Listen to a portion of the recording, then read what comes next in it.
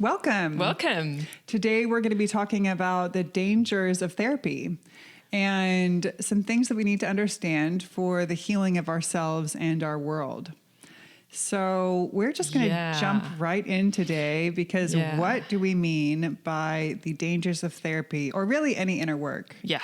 So the first danger, maybe you could say, is analysis, which is not a bad thing at all in and of itself. But the problem, it comes in when we jump from an analysis to a conclusion without having really a phenomenological approach, meaning we're not taking the time to observe the phenomena and really allow it to speak to us about its becoming and its phenomena before we go ahead and draw any conclusions. So, the observation so often can be correct. It's just the conclusion that is wrong. And this is a big problem in, I think, a lot of analysis that goes on both for ourselves and in a therapy context. Like you were mentioning the misdiagnoses, for one, of very serious disorders like bipolar and dissociative identity disorder. I looked it up because I'm like, well, I mean, could this be, how prevalent is this? Yeah. And I found some very disturbing numbers, like up to 40% of diagnoses on such serious mental illnesses can be misdiagnoses. Yeah. Can you imagine the consequences for someone on the receiving end of a diagnosis like that? Yeah. And what are they supposed to do with that? Yeah. So we really need to learn how to refine our method of observation and observe when we go from observation to conclusion. Is really important. Yeah. And one thought that came up for me, just the therapeutic model and system and the medical models in which a lot of this is operating within. Not all therapists operate within a model like Kaiser is one that we have here in California in the U.S. It's like a insurance provider and medical service organization or something along those lines. I'm not an expert on that, but I know therapists in those systems, and I know people who have gotten therapy in those systems, and they're very overworked. They're very pressured to get a patient through in 8 sessions or 10 sessions. Oh, wow. So that might be a contributing factor in rushing to conclusions. Yeah. But there's other factors as well. Yeah, and I think there's also a driving force in the patient as well. They want to know what's wrong with them, and they want a diagnosis because it provides upfront a great deal of relief. Oh, this is what's wrong with me, and now I know, and I don't have to live in such confusion.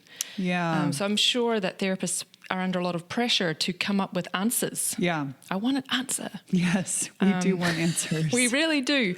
But one of the great gifts of life, and it's a hard-earned gift, is to be able to live in uncertainty without falling apart. Yeah. So not knowing and staying with the phenomena and not draw conclusions too soon. Yeah. Yeah. Okay, let's get to our second point. Yes. Second danger. So we have, I'm pretty sure we've talked about this before in our first season, and I'm sure we're going to talk about it again and again.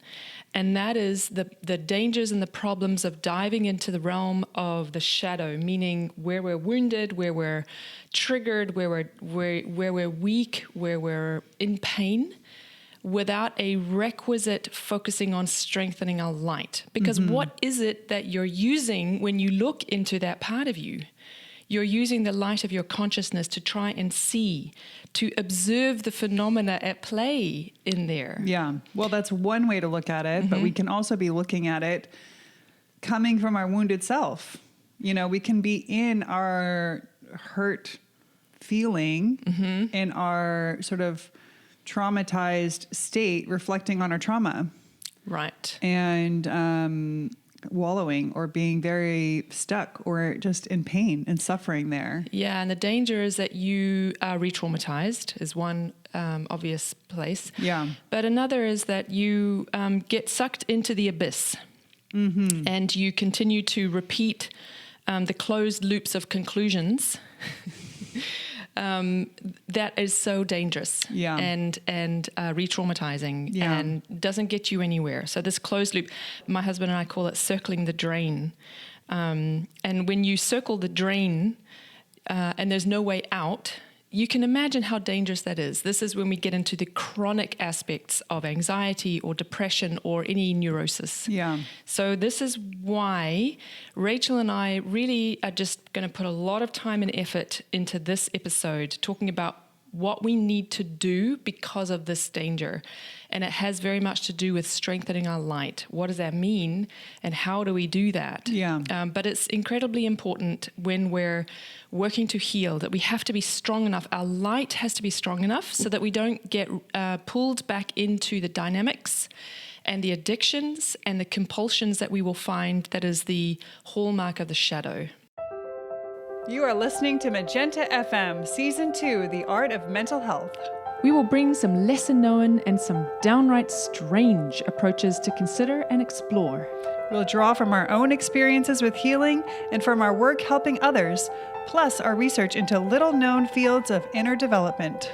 We'll share tools and practices that help us heal and put the power and agency to heal back in our own hands.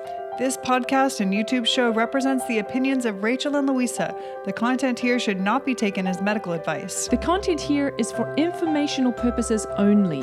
And because each person is so unique, please consult your healthcare professionals for any medical advice.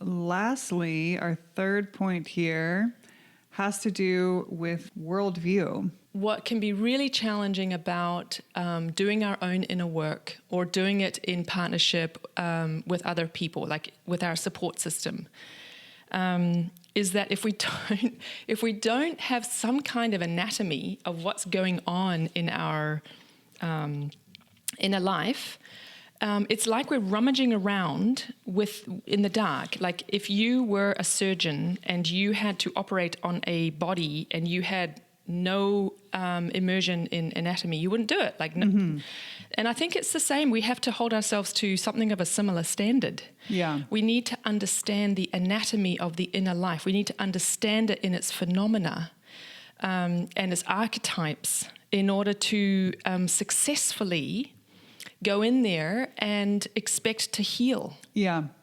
Now, there is a belief that the issues are in how our brain is wired, and that is the cause. Right. It's in the wiring of the brain. There's a big difference between causation and correlation. Right. Yeah, and I think it's really easy to, so there's a huge amount of work and effort and understanding that's gone into something like neuroscience, and I don't know anything really much at all about neuroscience. So I don't personally feel qualified to say, oh, you're all wrong. That's not what we're saying, because what the observations that are happening there as our instruments get more and more sophisticated, I think is very interesting. However, I think it's also a good example of making an observation, but then drawing a conclusion. Yeah. So there's an observation that's made when we are thinking or feeling certain things, or when we are willing certain things. You can measure things happening in your brain that correlates, to your point, to the activity. Different areas of the brain are stimulated and so forth. So we then draw the conclusion that that is the source of consciousness. Yeah. And what we're saying is it's not necessarily the source. It could instead be a mirror. But not only that, but the entire body could be the mirror of consciousness. So when you have a problem, like in your gut, let's say, if you have a problem in your gut, chances are that's going to impact the quality of your thinking, the quality of your feeling, and maybe even how you are able to be in your body, so that the quality of your behavior and your will. Okay, well, let's come back to, we do want to make the point that, we're just making some kind of general statements about things that can be overlooked in therapy. Yes. And of course, there are many kinds of therapists and many individual healers that are on their own healing journey, and healers that maybe went through a traditional licensed clinical social worker or marriage and family therapy degree process, but then brought in their own methodologies that they've experienced. So even though there's a lot that's not being taught within the university system that gets one, at least in the United States, the qualification of being a licensed therapist, that doesn't mean that there's not many gifted therapists and many gifted healers that are using lots of different modalities to help people and heal people. And you have to be your own, best judge and guide for who is the right person to help you. And is this person really helping me? And are the tools that they're bringing, does this make sense? Does this seem, right for as an approach to help? Yeah. And I think quite a number of gifted therapists, and I do too. Yeah. But there's two hallmarks of a really gifted therapist. One is they're pulling in a bunch of different modalities outside of traditional, very straight-laced traditional medical approaches. So for instance, craniosacral work. Yeah. So there's a lot of different modalities. Like my mother-in-law is a very gifted therapist. I'm sure she's going to listen to this podcast. And she has brought in psychodrama and bibliodrama and all these wonderful story archetypes as a very powerful method to bring into her work. She's retired now.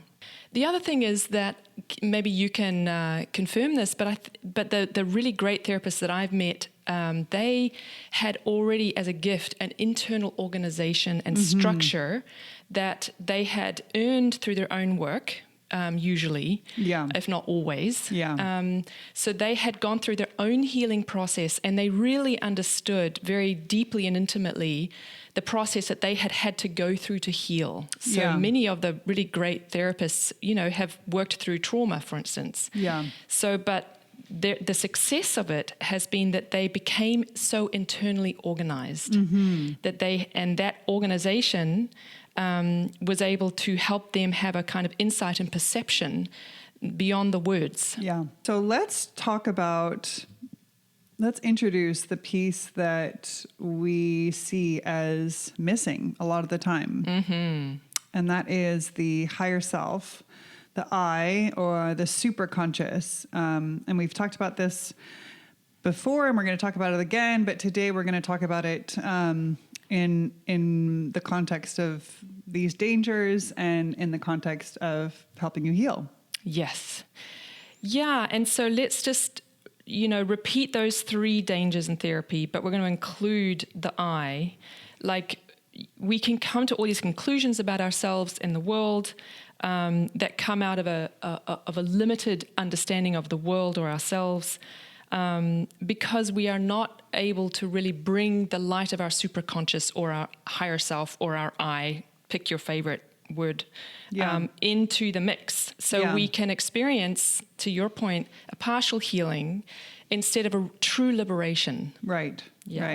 So that's the first one. Yes. And then the second one is focusing too much on the shadow and the wounds and the trauma and the painful stories and the suffering. And getting lost there. And not strengthening your understanding and your whole experience of yourself as this spiritual being, that you have this light of your consciousness that is pure and unwounded, and really strengthening your connection to that, which is its own process.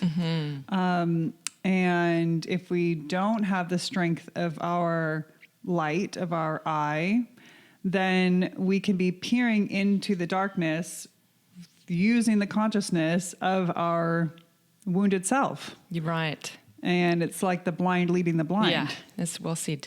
Yeah, and then finally, if we don't have an anatomy, then we don't know what we're doing. And here's we've sort of touched on a basic anatomy, which is shadow and light. the shadow realm and the higher self, and that we need both in order to really go through the process of healing.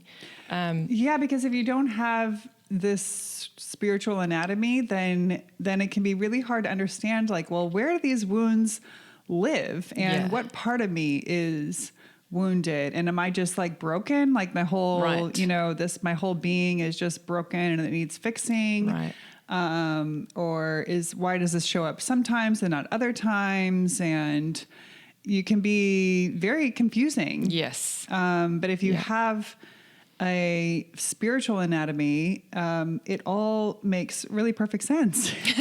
It really does, because it's like we need a map. Yeah. We need a navigational tool. And that's what anatomy provides. But I realize it's challenging, because this is not, we can't see our sinews and our bones and our muscles. We can't look at it with any of our usual methods. Yeah. We actually have to use a first-person science, where we are both when we're doing our own personal healing process, we are both the subject and the object. Mm-hmm. So how the hell do we do that? Well, this is why we need the higher self. Yeah. And we're going to get into that. Yeah, let's go there now. So let's talk a little bit more about the higher self. And it's a challenging thing to talk about, as we've said before. But yes.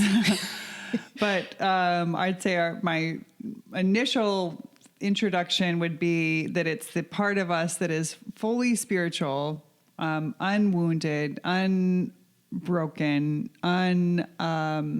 hindered by our, personalities or habits. Mm-hmm. And it's there in the wings waiting for us to strengthen our connection to it or not. Yeah. And I think this is really important to know, that there is an aspect to you that is not broken, that is not wounded, that is not struggling and weak, but that is immensely powerful. You just don't know. You don't know who you really are. Yeah. And I think that's by design. I can only imagine it's by design. We the angel of forgetting touches us as we're born, and we forget our true nature, so that we can be fully here, maybe. Yeah. And there's this real effort, but also out of that is forged freedom to choose to connect to this part of our nature or not. But I think if you're really struggling with, for instance, something like PTSD because of what's happened to you, and you do feel so broken, or if you, as I've certainly had clients come to me where they have a lot of intrusive thoughts, and they're asking a genuine question of, am I an evil person to have these kinds of horrific, violent thoughts about people I love, these intrusive thoughts? So I must be a bad, evil person. Mm-hmm. And it gives me, I put a lot of effort into trying to articulate and describe to them and find experiences for them to understand this part of their true nature, so that they can not see themselves as evil or bad, but realize that this is a part of their journey, and they need to, they need to connect to this higher part of them that isn't involved in that. Yeah.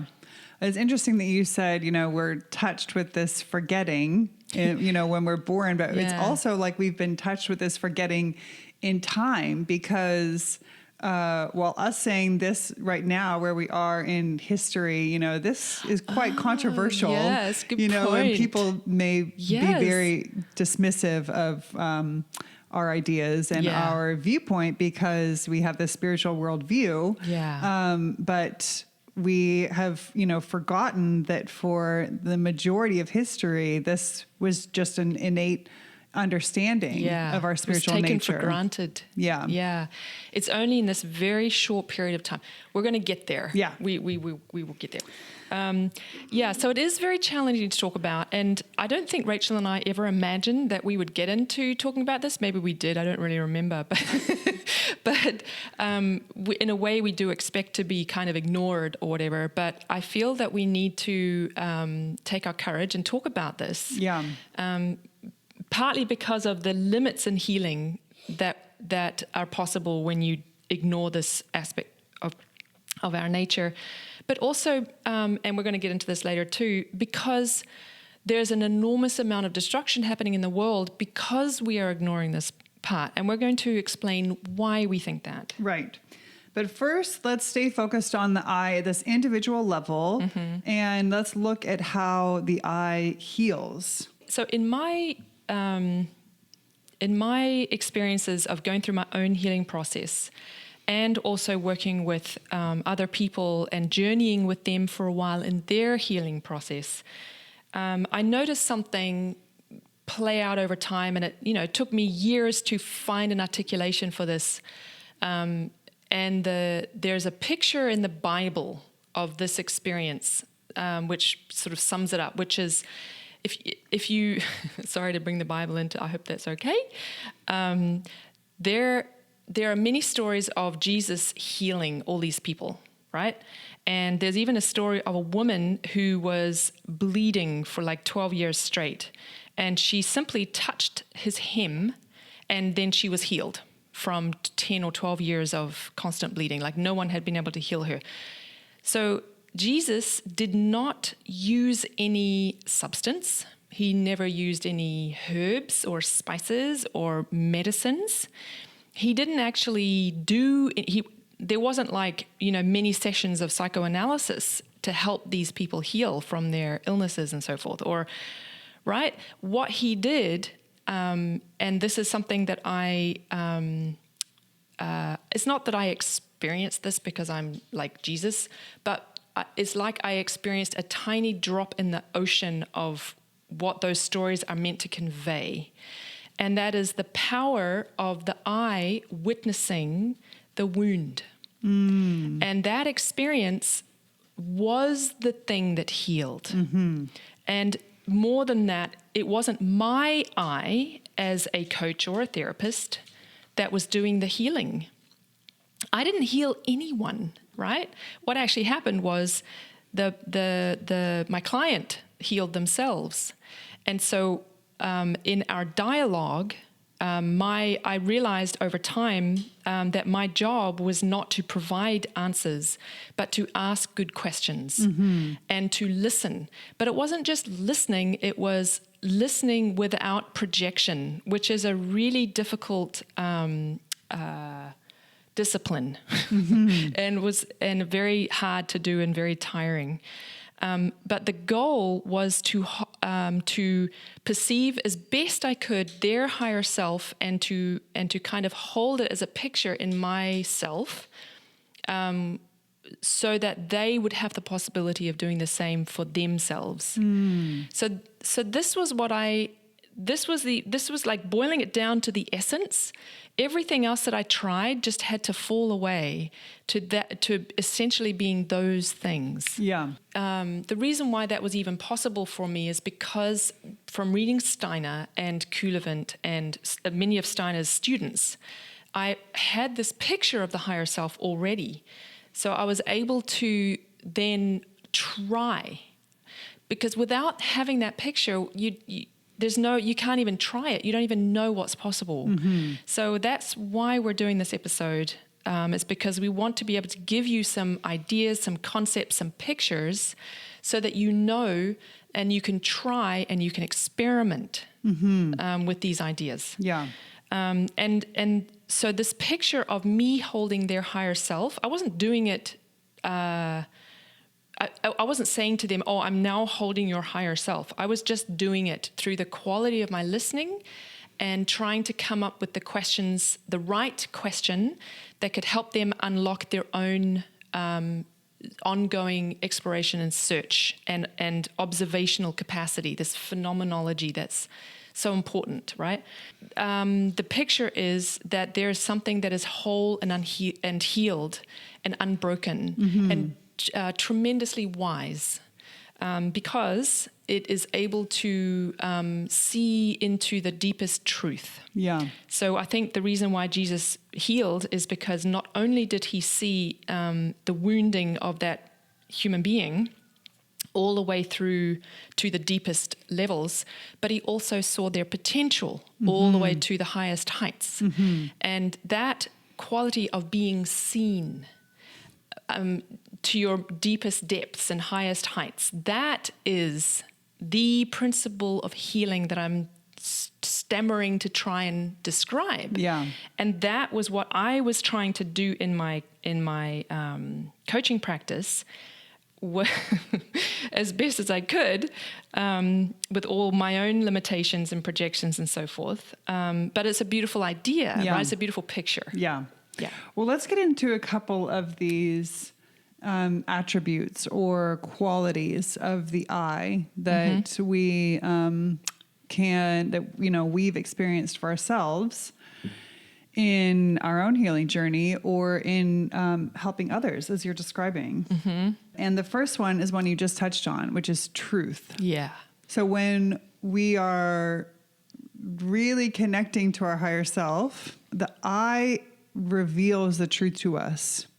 And in the most painful and stuck places, that is very hard to bear, because the truth includes our own, participation in the dynamic or in the issues in our lives or in our wounds. And we don't mean as in if you were, abused as a child, that your participation in that. There's no, participation in that kind of victimization. We mean participation in your own wound right now, today. How are you participating in living this, limited or stuck or wounded life? And how are you participating in limiting yourself from your highest potential? The truth of that we can access, and it can feel like a, layer of our skin is being like burned away from us. Are you speaking from experience? Yes. But ultimately the truth will set you free. That's why it really takes the strengthening, bringing in the consciousness of the I, and not our consciousness of our, day awake or subconscious that's just kind of limited and egoic and comfortable. Because the bigger truth can be quite uncomfortable. Yeah, because if you start stirring the pot, the shite will rise to the top. And this happens not only when you try and understand and get into the shadow stuff, but it also happens when you're trying to strengthen your light. So when you start working on yourself and start meditating, and you start journaling a lot and really trying to, connect to the truth with a capital T, that is stirring the pot. And that can, because the wounds in you, they want to heal, and they are going to rise up and confront you. Yeah. That's a really important point that bears repeating, that the wounds in you want to heal. Right. And in truth, however painful it is, there is redemption. It is so redeeming to admit to ourselves and to the world the truth. And then more and more, living from the truth is empowering. The truth will set you free. Yeah. Yeah. So truth and redemption, maybe they're kind of the same thing, aren't they? Yeah. But here's the thing about truth is what we said earlier, what you said earlier, I think, Rachel, is the truth can be too much to bear. So we actually have to be strong enough to face the truth. And this is one of the dangers of diving into the shadow without sufficient preparation for it. Because the truth can overwhelm us, and it can annihilate us. So in many schools of esoteric development, there is something called the guardian of the threshold. That is a mirror. And if you try and cross the threshold from this consciousness into a spiritual consciousness, you're going to meet the guardian of the threshold. And that guardian is going to show you the entire unvarnished truth about who you really are and what you're really carrying as unredeemed truth. Yeah. And we, unless we've gone through huge preparation, we are not ready for that. And we're going to, this is one of the dangers of practices of trying to have spiritual experiences without sufficient preparation, is that you can face the guardian of the threshold, and it's so terrifying that you actually can be horribly traumatized by it. So there are many people who've had those kinds of experiences. Yeah. So this is why it's very important to strengthen your light so that you can bear the truth of what you still carry in terms of darkness and wound and pain. Yeah. And blame and victimhood. Yes. And anger and rage and basically the three beasts. Yeah. We can categorize the and group them. We can cluster the content of our shadow. So hatred, anger, rage, outrage, disdain. Yep. Fear and doubt.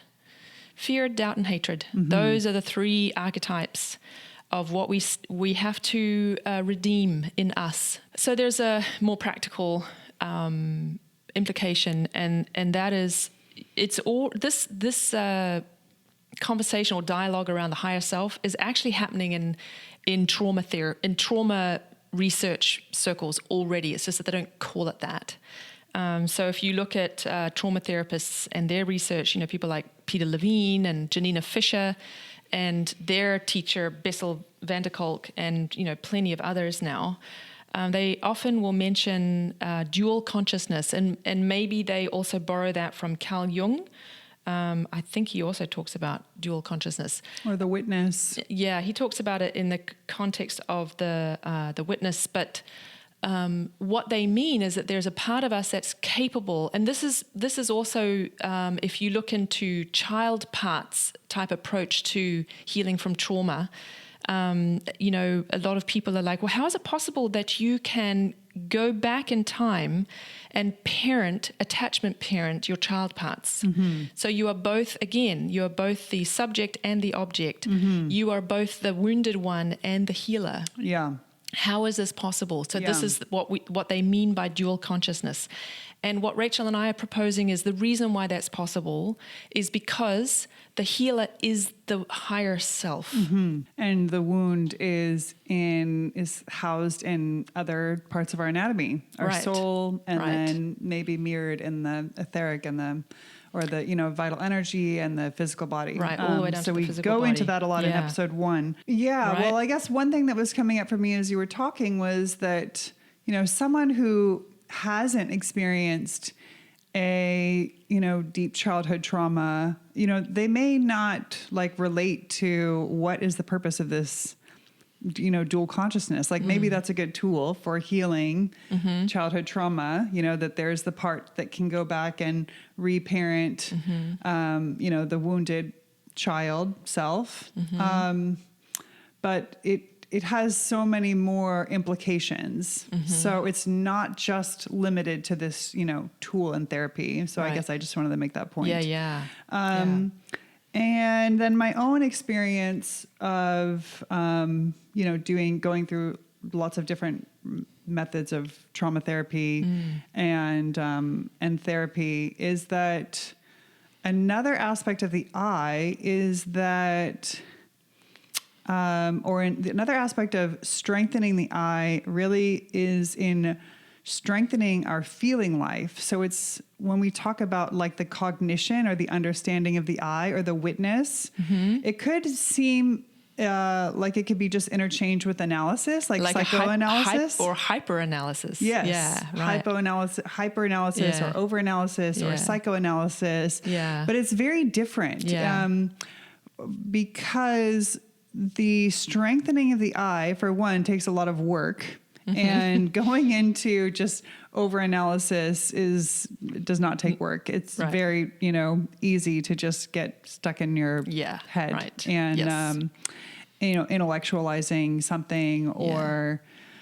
so that another attribute of the eye is that it's not only the thinking, but it's also the purity or the strengthening of the feeling too. Mm-hmm. It can be one thing to sort of heal on this intellectual level or have like an intellectual understanding of the wound.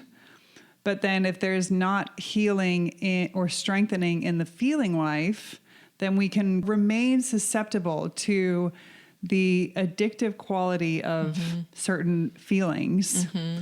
For me, I had to learn to distinguish, between cognitive feelings, which were, helpful and useful and quite rare, and and non-cognitive feelings or habitual feelings.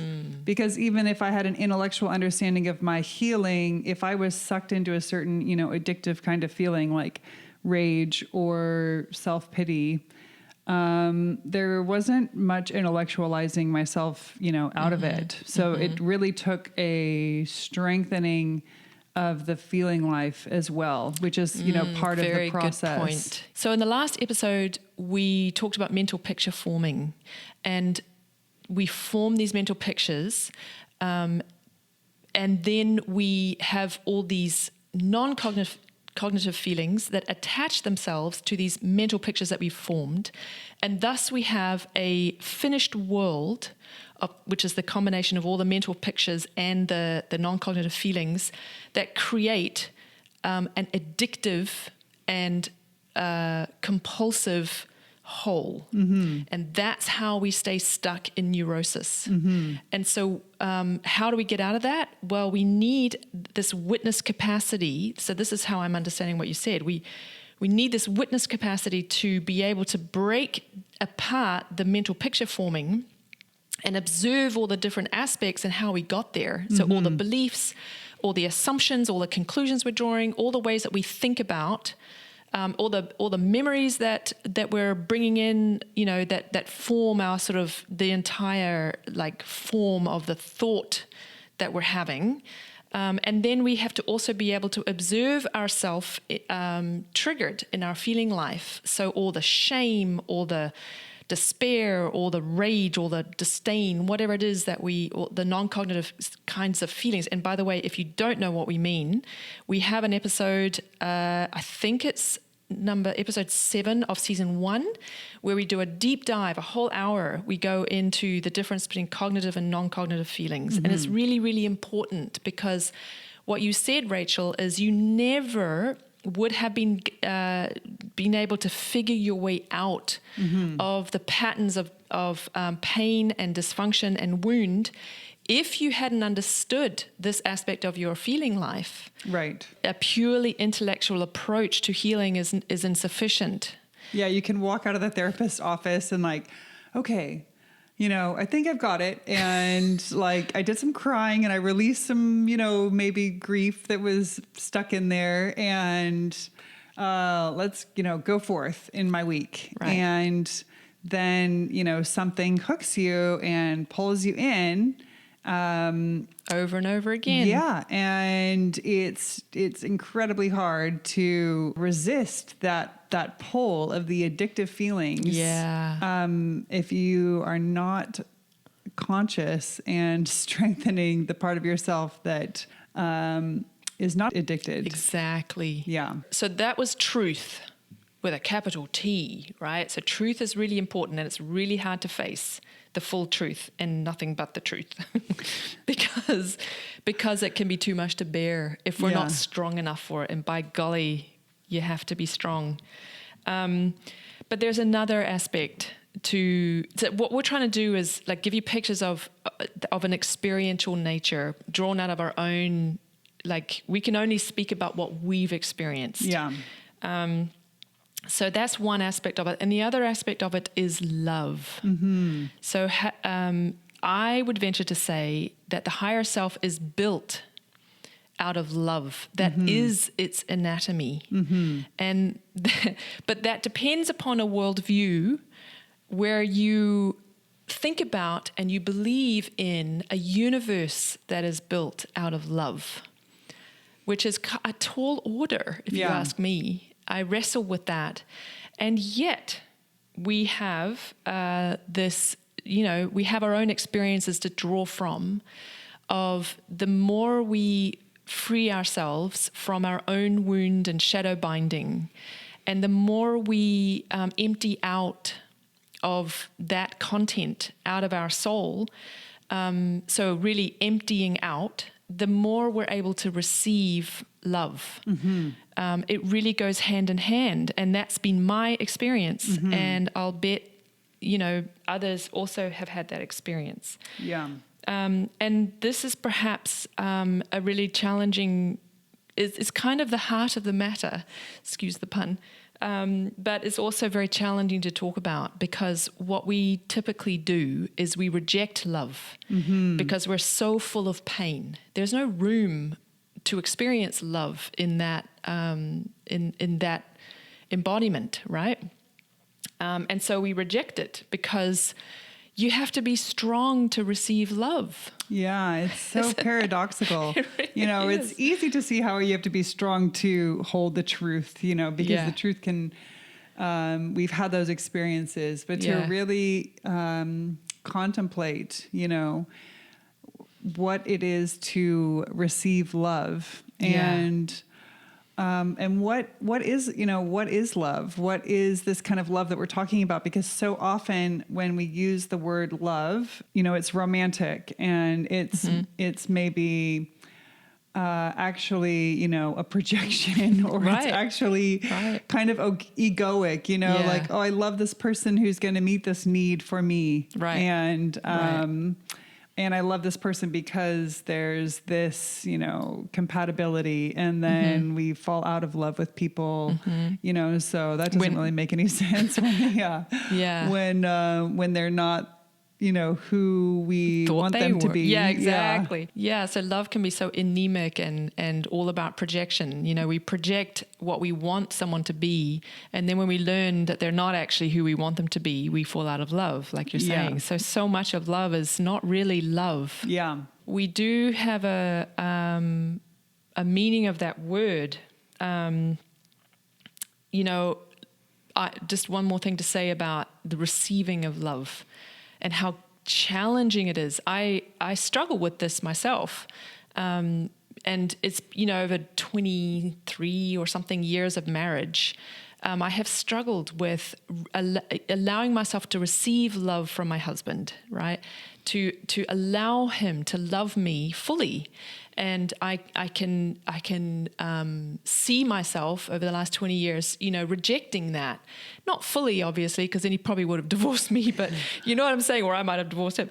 But there's this sort of feeling of, like, I can't receive it. I'm not worthy. I'm uncomfortable in some way, shape, or form. So maybe our listeners can relate to that. But, I was full of too many stories, basically, of unworthiness and unlovability, and just a sense of, it was too vulnerable making. I wasn't ready to receive his love in a really full capacity.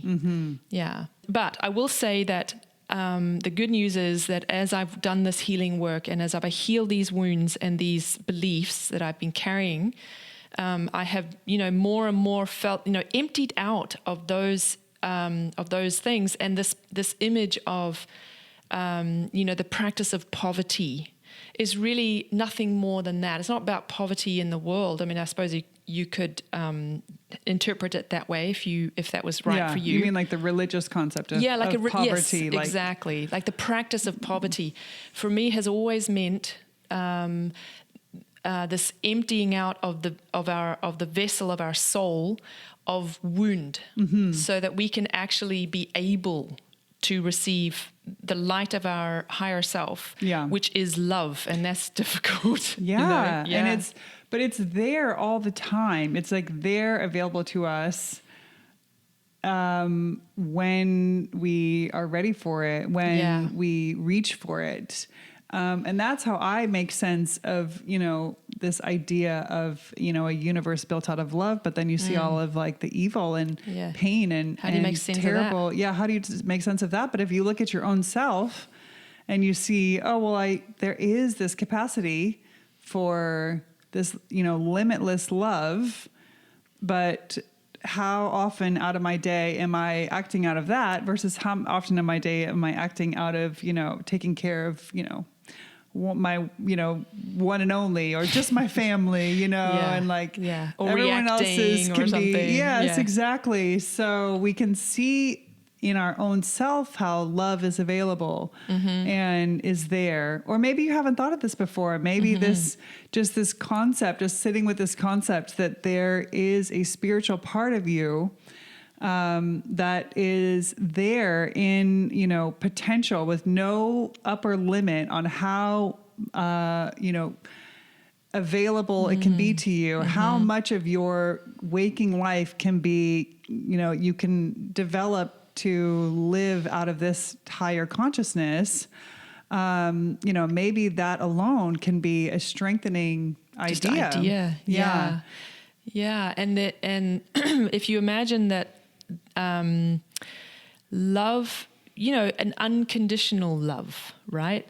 It's a love that is like the sun. The sun shines on all of us, no matter how evil or good we are. The sun is not discerning, and only shines on some but not others. That's not the nature of the sun. And I think that's also can be said for the nature of love, that it's not about anything other than being this unconditional force in the universe, that is a part of who we are.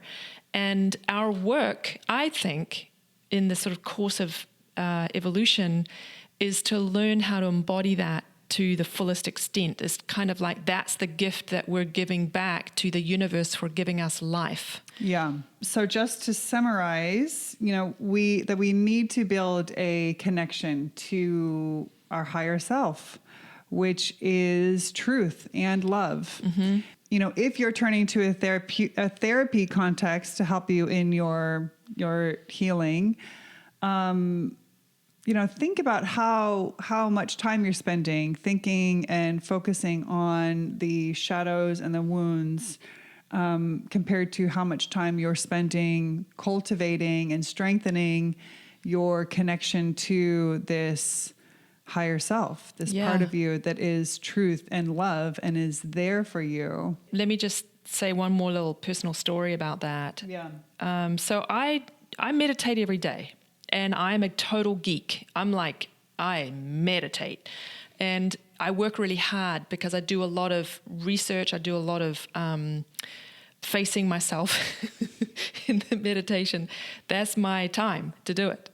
And sometimes I'm able to have a more successful attempt at connecting to a greater love, and sometimes I completely fail.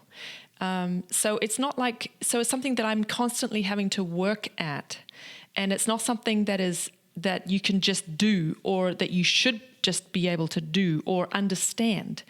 I've been thinking about and reading about these topics for many years, but this is not only because I want to teach about this stuff and bring it to people, but also because if you think about the long arc of evolution,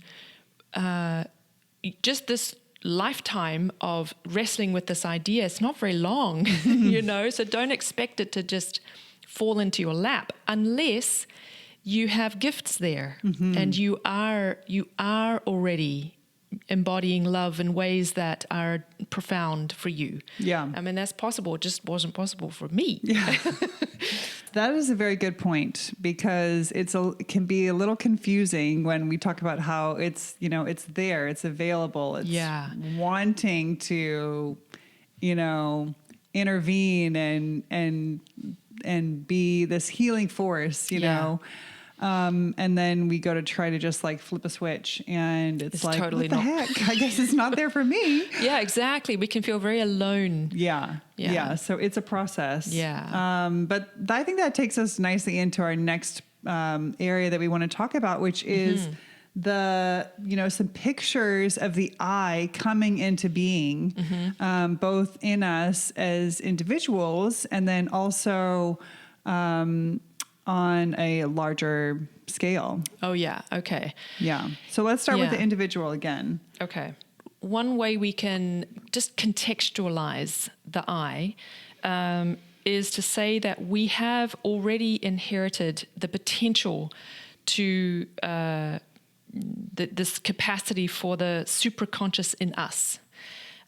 We can experience it, for instance, in logic. So how do we know, how do we follow logic, the logic of, like in language, like, the grammatical sequence? We just know how that plays out. It's just this archetype that every single human being on this planet implicitly understands. So I would say that's sort of a quality of the superconscious, but just following logic and math, or if this, then that, you know, being able to follow that. But then you can see where we struggle if you take that to following logic to, maybe something that's happening in your life or trying to make sense of something that happens in the world. And you're using your logic to analyze it.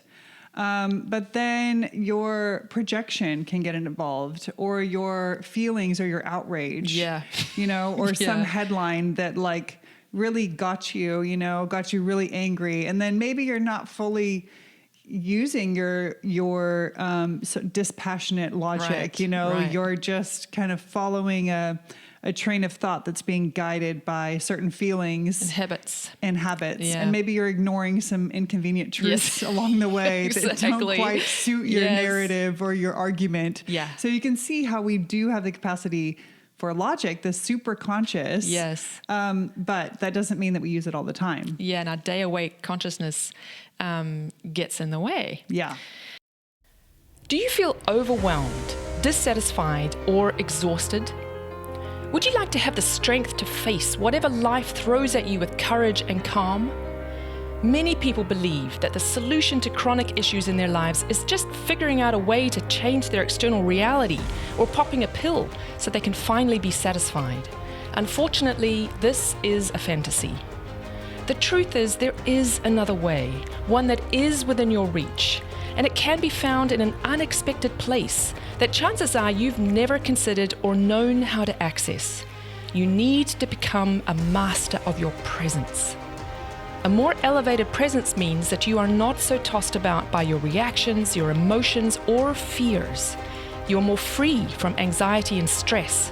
And as a consequence, your creative energies that were bound up with chronic stress and dissatisfaction are released to become forces now available to you in far greater abundance. You'll have the capacity to love more generously, lead with greater wisdom and courage, and show up more fully for your community and your purpose. And the beautiful thing is, you are in turn increasingly met in that elevated space that you've created via nothing other than your presence. Magenta's Elevated Presence Masterclass will take you on a 21-day journey into the magic of a daily practice designed to ground you, calm you, and nourish you spiritually. Like the monastic training methods of old, we immerse you in what it actually takes to evolve. We do this by tapping into unconventional techniques derived from thousands of years of Western esoteric spiritual insight and practice. Don't put this off any longer. Sign up today. Go to magenta.fm/elevated presence. So if we just look back at some, powerful thinkers, and if we go even further back, from what I understand, the practices and or writings or the research of the ancient alchemists who were studying the nature of the soul, they weren't actually trying to turn lead into gold, though they did maybe do that in their laboratories and their experiments, but it was always about learning into precise analogs, because they saw the natural world as an analog of the human soul, because it's all one. And so they had a term for connecting to the higher self, and they called it the birthing of the spirit embryo. So that's how they called it. Rachel doesn't like that very much. Well, we can get into that. We'll get into that. And then Carl Jung called it the true self. And Rudolf Steiner called it the I, in relation to the fourfold human being that we spoke about in episode 1. Yeah. So the reason that I struggle with the idea of, birthing is because the I is so great and powerful and spiritual that to imagine, it coming through me sounds, can take on a little bit of a picture of, like egoic or like it's mine or like I made it, which isn't true. But neither is birth really. So Right. I guess what the analogy is trying to say is that it comes through us, through our own work, because when we're pregnant, we're not, we still have to do the work, even though the baby is coming. The baby isn't really ours, the children, they come through us. But it's still an analogy. Because we have to work for it, just like giving birth to a baby. Oh boy. Oh my gosh. It's a lot of work. So another analogy you could use is like cleaning the vessel or cleaning the mirror or the window, just like trying to shine off all this muck that we have that we're carrying around with us, these burdens and these feelings and these pains and these limited views about ourselves or about what's possible and or about others. And, we have to clean all that muck up and like really do the work of it to be able to see, there's this, beautiful, pure love and truth that was available and there all along. But unfortunately, we don't get to just, snap and it's there. Right. It's work and it can be very painful because sometimes cleaning that vessel is like tearing off a layer of our skin that we thought was us, to use that analogy again, because I just cannot think of any analogy that's like more fitting in my own experience, like than the burning away of this layer of us that's like, I thought that was just me all along, but really that was just this like kind of muck that I've been carrying around. Yeah, and that can be really difficult to let go of because we identify with it so closely. I've had that experience of where like, okay, I don't know who I am anymore without this crutch. Yeah. At least I knew who I was in that wounded state, but now I don't know who I am anymore. And it's very discombobulating because you're like, whoa, okay, I don't know who I am anymore. Yeah. Like if you're like, say you were really like, I'll just try to give an example for people so it's not too abstract. Yeah. So say you're like really controlling and that's how you like went through life, and that's what you knew. That's all you knew is like, I'm just going to try to control everything around me. And that's how I feel safe. And then, you go through this process and you do your inner work and you're starting to see this attribute and that this part of you needs to like burn away or be cleansed away to, reach some higher truth. And then, it's like, okay, well, what the heck do I do? Like, was that, what do I do if I'm not controlling everyone? Yeah, exactly. So, hopefully that gives kind of a relatable, like first person experience, of how that can look. And it could be, myriad things that you're holding on to as the muck. Yeah. But anyway, let's go back to some of these pictures of the I coming into being. Yeah. Well, so let's look at another couple of historical events in evolution. One of them was Buddha.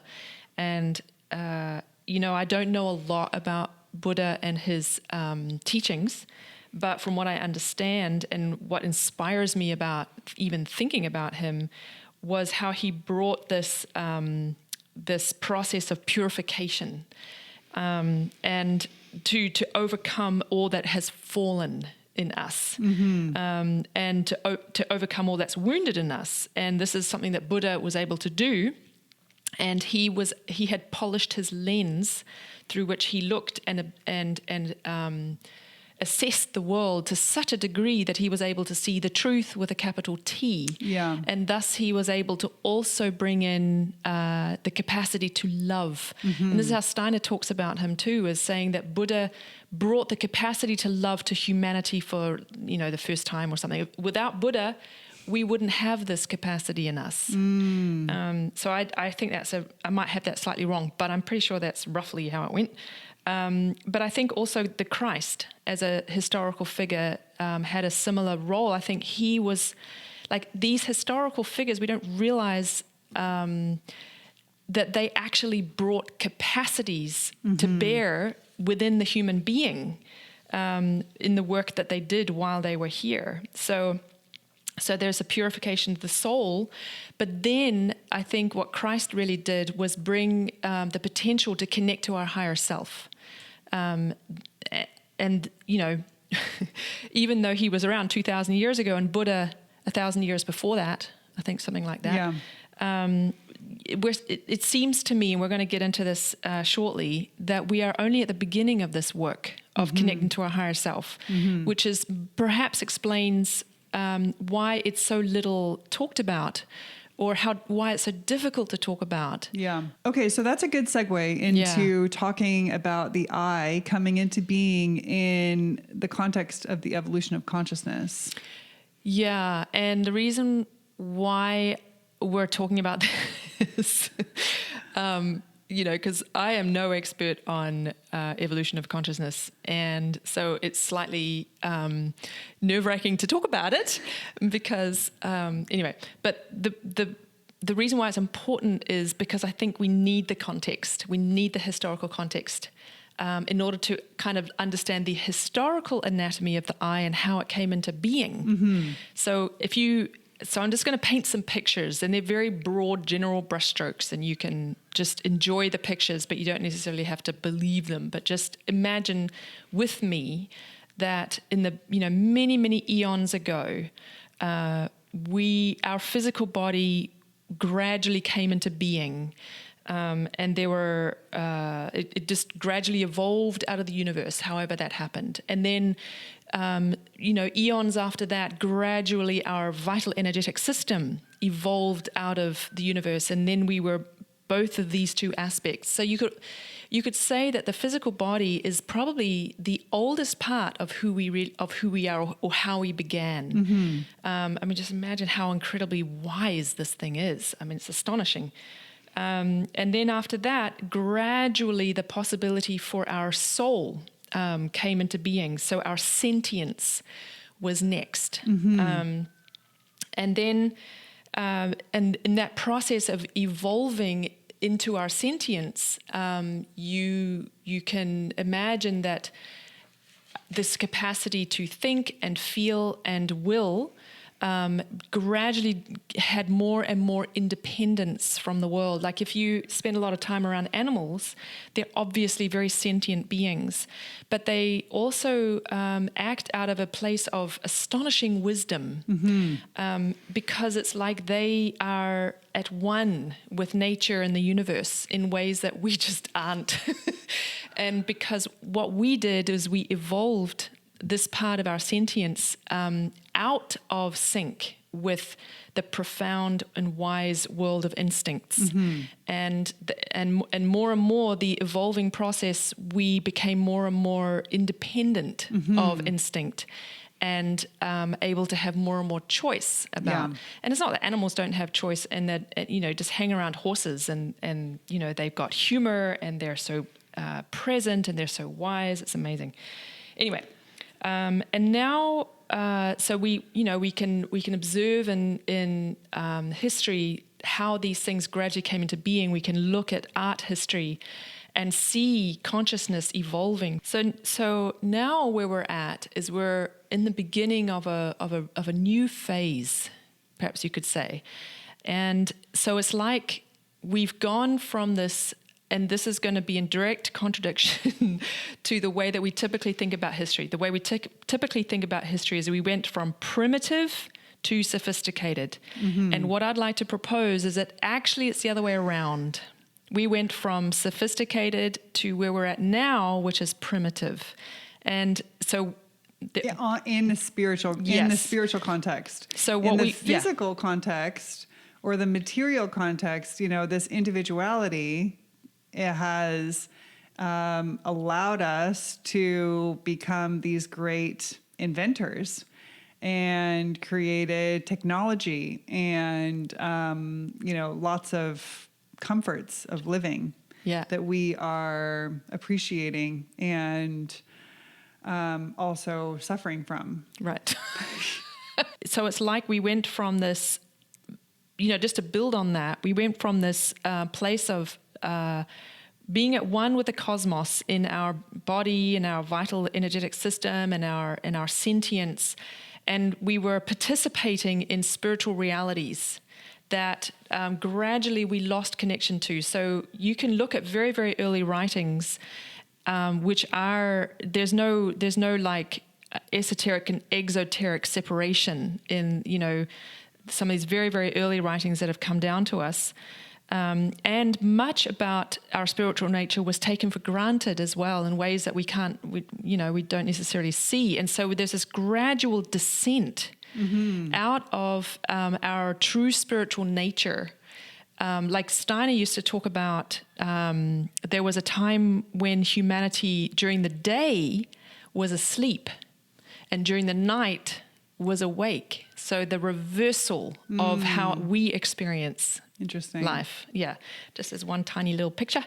So here we are down in the depths of reductionist materialism, to your point, where we are now developing through our intellect and through the fact that we have differentiated so much from instinct that our thinking and our feeling and willing are now very much our own, meaning we are individual. We have individualized to a really, like, as much as we can. We've taken it as far as we can. In fact, we've taken it so far that we have now become quite destructive with it.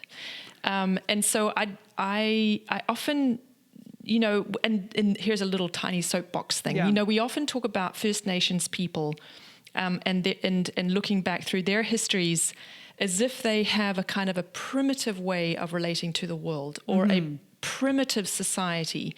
And we might even be so, we might even say, well, they were quite sophisticated considering how primitive, this is how they are depicted in history books. But in actual fact, they had a degree of sophistication that we have no idea about because we have completely eviscerated any spiritual knowledge or understanding or even that it exists from our daily life. And so we fail to see it. We fail to see the wisdom and the sophistication of their understanding about the nature of the world and themselves in their history and what they bring. Yeah.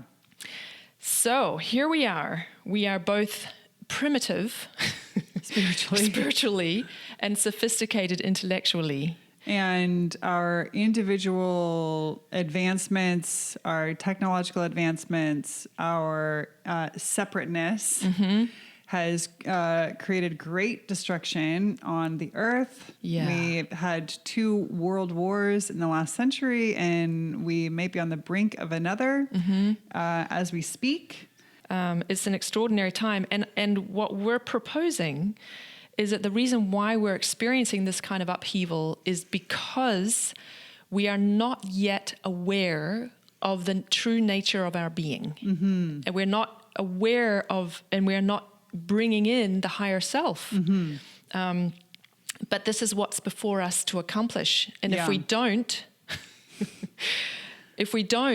then it's World War III, and then it's more pandemics, and then it's growing and increasing authoritarianism. Yeah.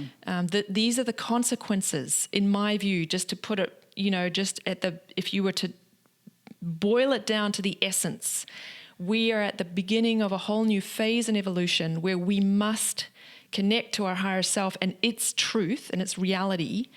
And we have to bring it to bear in this physical reality that we're in, because if we don't, then we're going to destroy ourselves and the world. Yes.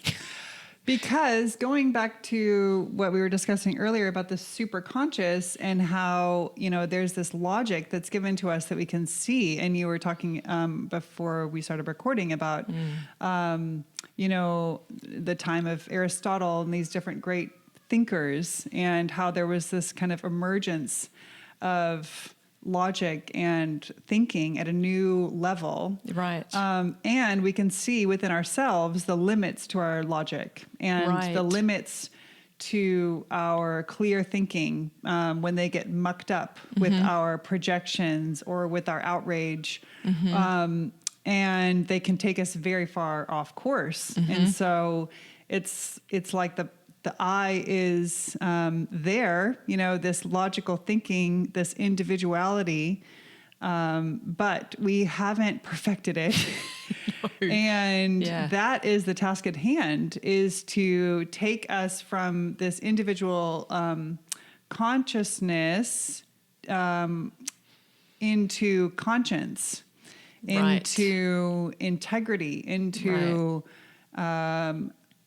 living and acting out of morality, taking the tools that our materialist and technological world has given us, but not letting them run away from us, bringing our own moral understanding and capacity into the picture. And that's going to take work. Yeah. And all throughout all ages of time, there have been adversarial forces beset against us.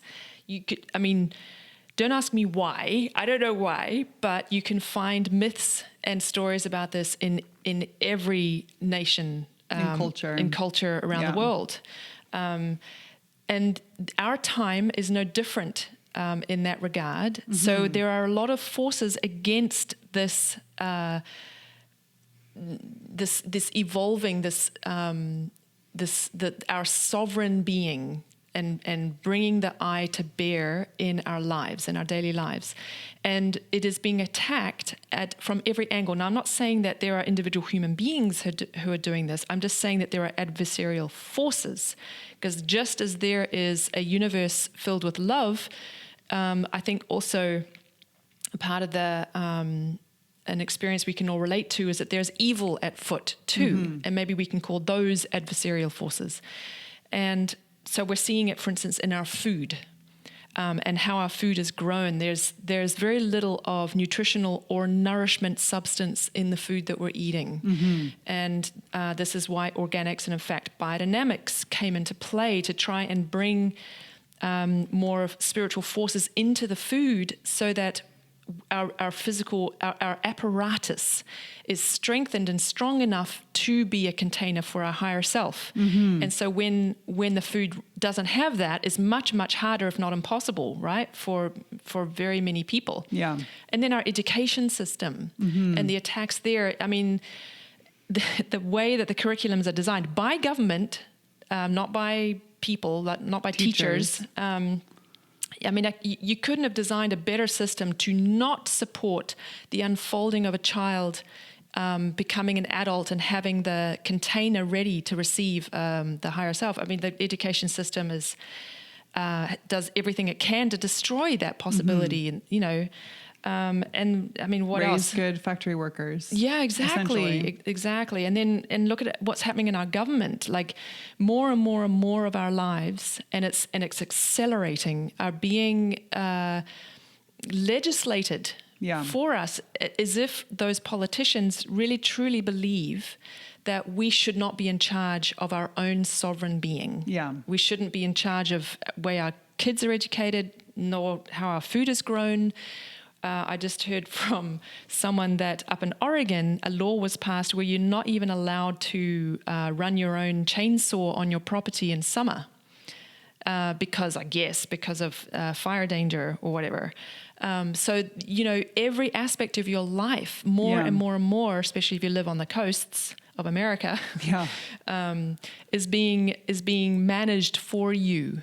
Right, and undermining our own capacity for our higher self, for our thinking, for our superconscious, for our logic. Right. And it can be done in the guise of, oh, well, look how faulty everyone's logic is because of all these problems. And misinformation. Yeah. And there's truth to that. There are problems. There are, we do need to improve how we do things, how we run things. There's no doubt that things need to get better for humanity, for our world, for each other. Yeah. But how we go about doing those is, either we come together and do it ourselves out of our own, conscience and integrity,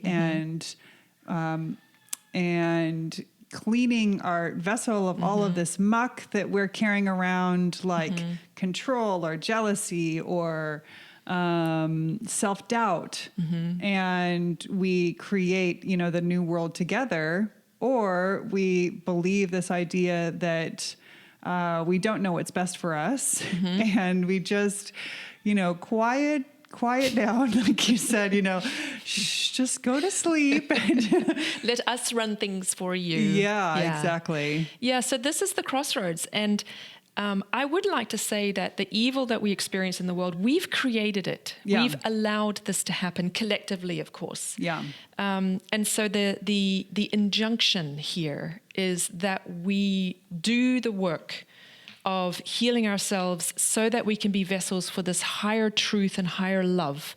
And by golly, that's going to change the world, because we will no longer tolerate increasingly authoritarian governments. We will no longer tolerate the way that we treat our animals and the way that we treat our land and how we grow stuff. And we will no longer tolerate the poisoning of our planet with these large corporations and what they get away with. Yeah. This is the only thing that is going to heal the calamities that we're experiencing as humanity. It's the only thing.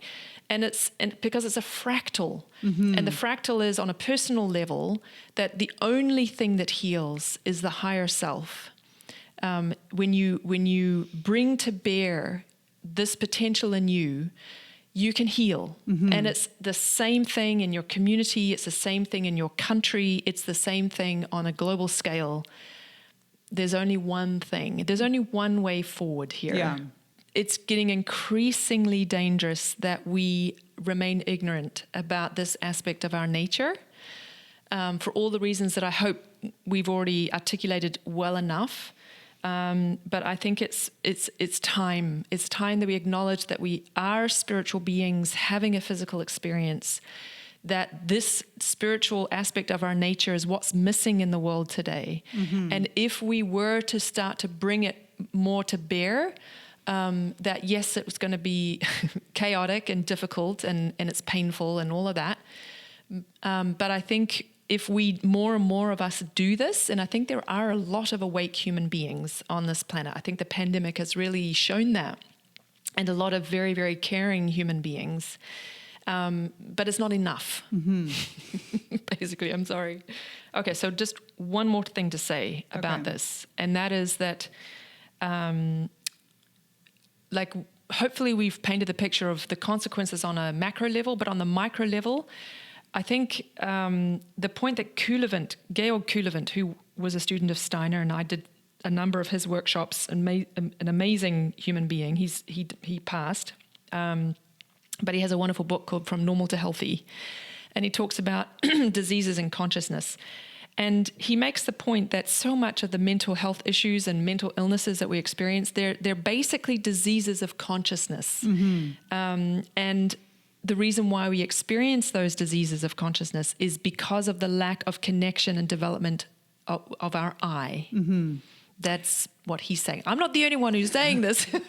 Yeah, and we want to just say again and again and again that you are not your wound. You are not your mental illness. You are not your self-doubt, even though that may be all you've known and all you can remember. You're not your fear. You're not your, anger and suffering and trauma and outrage. you are not those things. And the world needs you to not be limited by those things. The world needs you to be strong in your higher self and in these higher capacities that you have. They are available to you. And we want to see that, and we want to help you if we can. Yeah, and what we hope we've done is given you some proof, given you some pictures and some evidence that it's not just, a nice thing to say, oh, you're just, you're actually a wonderful, brilliant, illustrious, spiritual being. But we're actually like, yes, you actually really are whole and unbroken and full of love and full of truth and capacity. And if you only knew that about yourself, and we hope that we provided you with a path and some evidence that that's true, then it would be your first priority to just get up and meditate. What's more important than accessing this, awaiting truth and love that's there for me, like just put everything else off. I'm going to procrastinate on everything else in my life and just get meditate, straight to baby. the work. Yeah, exactly. Yeah, and we need you to do that, actually. Because we can't, Rachel and I are doing our best, but, we can't do it alone. If we can't save the world alone, okay? That's right. Okay, well, thank you for tuning in and staying with us as we ventured across the evolution of consciousness. But also, talked about your healing journey and we hope you can see how those two things are very intertwined, your personal healing and the evolution of where we're going and the healing of our world. Yes. Yes, beautiful. And please give us any feedback. You can email us at hello@magenta.fm or comment. Leave a comment. Yep. And please sign up for our newsletter. It's free. We send out a lot of free resources, free video trainings, lots of, different interesting teachings, and personal stories and things like that. So you can sign up at our website. It's magenta.fm is the website. And share our podcast with your friends. We do see that our numbers are upticking. So thank you for those who have passed it along. And please share it. Awesome. Thank you so much. And we'll see you next time. See you next time.